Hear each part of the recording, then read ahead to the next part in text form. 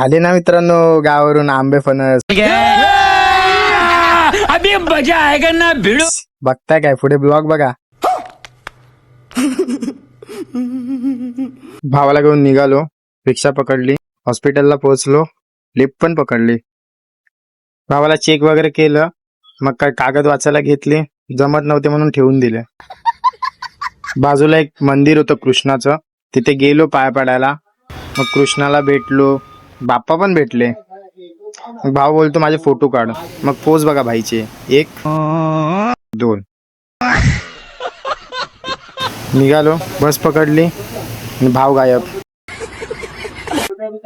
शोधत शोधत गेलो, कुठेच नव्हता. म्हटलं जाऊन दे, उतरतो बघतो, शोधतो याला. तर भाई आला फोडून. अलग ही लेवल का बंदा था. असं दाखवत होता जसं की मला काय ओळखतच नाही. गोरेगाव वरून निघालो, ट्रेन पकडली तर चष्मेवाले काका भेटले. तर त्यांना बोललो एक गॉगल दिखाओ ना, दिखाओ कैसा है.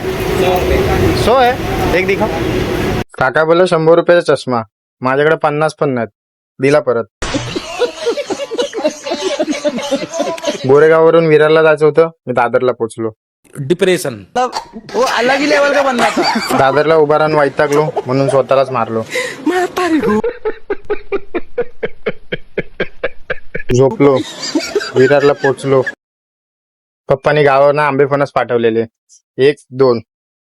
1 2 4. खाली ठेवलेले परत उचलले आणि 5 6 आंबे पण पाठवले.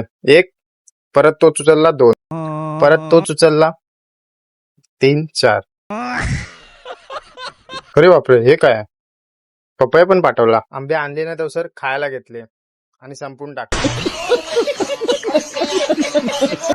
तुम्हाला पण घ्या, पण आधी फॉलो करा. इसका कारण नरेंद्र मोदी.